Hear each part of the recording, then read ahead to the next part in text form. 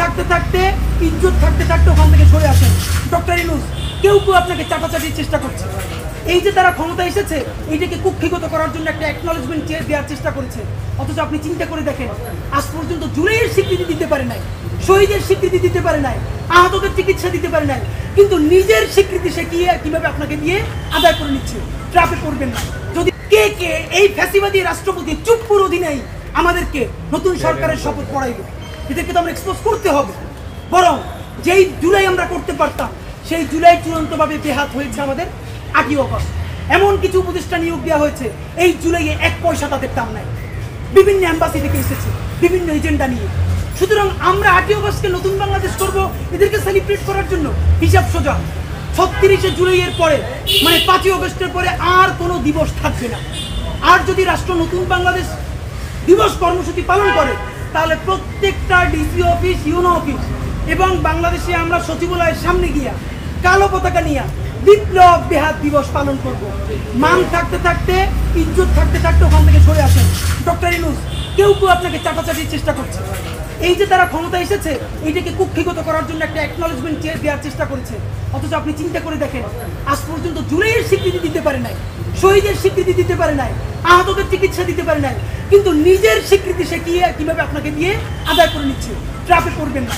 যদি পড়েন আপনার বিরুদ্ধে আমাদেরকে দাঁড়াইতে হবে। সুতরাং চূড়ান্তভাবে বলতে চাই দিবস হবে একটা।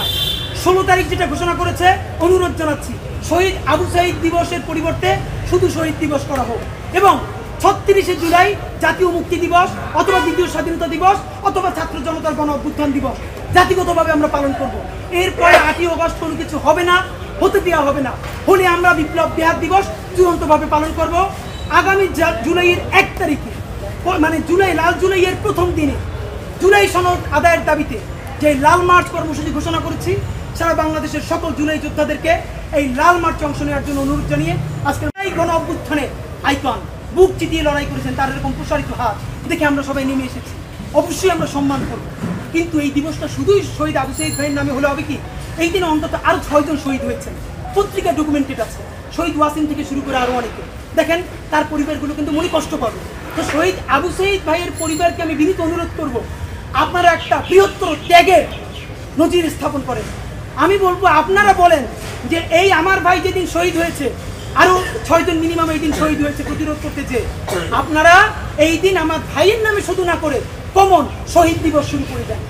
আমরা বিনীত অনুরোধ করছি কোনো একক শহীদ, আমরা দেখেন সবার প্রতি শ্রদ্ধাশীল, তাহলে আপনি কোন শহীদের ত্যাগকে আপনি ছোট করবেন বলেন?